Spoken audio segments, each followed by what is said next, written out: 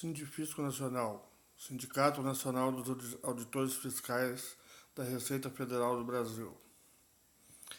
Em carta aberta, auditores contestam decisões do TCU e do STF. Terça-feira, 6 de agosto de 2019. Escrito por Daniele Santos. Auditores fiscais ocupantes de cargos comissionados manifestaram inconformismo e indignação com as recentes decisões do Tribunal de Contas da União e do Supremo Tribunal Federal, envolvendo procedimentos fiscais sobre uma lista de 133 pessoas politicamente expostas, definidas com base em critérios estritamente técnicos e impessoais. Em carta aberta, link na descrição do vídeo, que desde segunda, dia 5, tem repercutido em todos os principais veículos de comunicação do país.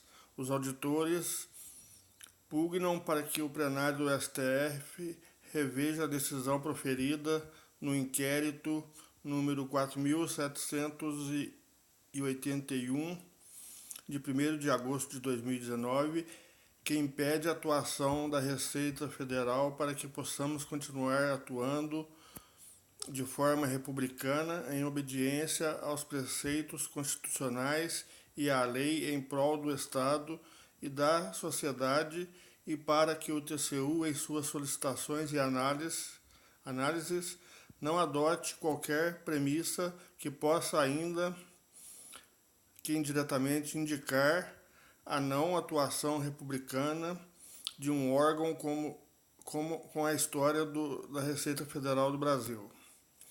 As recentes medidas adotadas pelos dois órgãos serão objeto de discussão em Assembleia Nacional de Classe, que ocorrerá na próxima quinta, dia 8.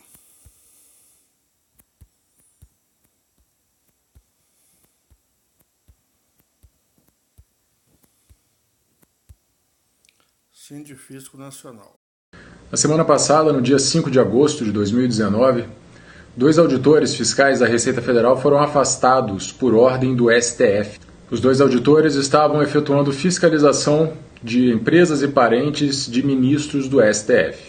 Ora, não me lembro de ver em nenhum lugar da Constituição dizendo que todo mundo está sujeito ao imposto de renda e à fiscalização, exceto empresas e parentes do STF. A decisão diz, e eu cito, são claros os indícios de desvio de finalidade e que, sem critérios objetivos de seleção, pretendeu de forma oblíqua e ilegal investigar diversos agentes públicos, inclusive autoridades do Poder Judiciário, incluídos ministros do Supremo Tribunal Federal, sem que houvesse, repita-se, qualquer indício de irregularidade por parte desses contribuintes. A operação de fiscalização no total tinha 133 alvos. 2 eram relacionados aos ministros do STF e os outros 131 não. A fiscalização está suspensa para todos os 133. A minha mãe já caiu na malha fina uma vez. Eu juro que se eu soubesse que era assim, eu tinha tentado intervir de alguma forma. Afinal, eu sou um auditor da Receita Federal. Como é que a minha mãe pode ser fiscalizada, né? Eu imagino que a maioria da população não deve saber como que acontece uma fiscalização na Receita Federal e certamente alguns ministros do STF podem não saber também. Então eu vou falar para vocês rapidinho aqui, de uma forma geral, como que isso funciona. Primeiro, os auditores da Receita não podem escolher quem eles quiserem da forma que eles quiserem. Na verdade, até chegar a um auditor da Receita, houve toda uma análise prévia observando normas internas que dizem exatamente como é que se seleciona os contribuintes e também uma série de batimentos eletrônicos e que ninguém fiscaliza, simplesmente passa por uma filtragem e sai o resultado. Então, primeiro você tem uma fase de planejamento e o foco aí eram agentes públicos e eram 800 mil CPFs. A segunda fase é de cruzamento de dados, como eu falei, e é automatizada e ninguém consegue interferir, você não consegue excluir alguém do cruzamento de dados. Finalmente você tem a análise individual, é aí que entra o trabalho ali individual de análise do auditor da Receita Federal. Observe, foram 133 nomes, 133 agentes públicos selecionados daquele universo de 800 mil agentes e esse cruzamento de dados foi feito de forma automatizada. Esses 133 resultantes foram distribuídos para os auditores para que eles verificassem se havia alguma irregularidade.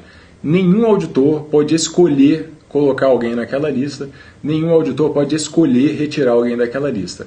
Em seguida, o trabalho dos auditores é pautado por uma série de normas, e acredite, são muitas normas de atuação para processos totalmente objetivos de tratamento desses dados. E aí, claro, a partir desses 133 agentes públicos, o auditor pode fazer diversos cruzamentos de dados, pode acessar diversas informações de outros contribuintes, afinal, acredite, existe uma coisa chamada laranja, que é muito utilizada no Brasil, quando uma pessoa coloca uma outra para fazer alguma coisa errada no nome dela, em nome dela, né, na verdade, para que não se descubra quem é o real interessado pela operação. Por isso, os auditores acabam verificando diversos CPFs e CNPJs também nesse tipo de análise, óbvio. E a Receita Federal está sendo acusada de escolher o nome agentes públicos para a operação de fiscalização, demonstrando talvez que não houvesse impessoalidade na escolha dos alvos. Eu acredito que se o nome da operação fosse dentistas ou então corretores de imóveis, não haveria tanto problema, né? Acredito, inclusive, que se esses agentes públicos fossem servidores públicos, aí todo mundo ia adorar, porque afinal o servidor tem que ser fiscalizado ainda mais, exceto, claro, se ele for ligado a ministros do STF. É interessante apontar que a Receita tem delegacia de maiores contribuintes. Ela tem um tratamento diferenciado para os maiores contribuintes, tanto pessoa jurídica quanto pessoa física. Eu nunca vi a Petrobras reclamando ou entrando na justiça dizendo que é uma falta de impessoalidade, afinal a Petrobras, que é a maior contribuinte do Brasil, está sendo fiscalizada de forma especial. Ah, e tem mais. Aqueles 133 nomes, eles também foram ordenados, né, na escolha, no corte que você faz com as irregularidades previamente constatadas, você leva em consideração o tamanho do contribuinte.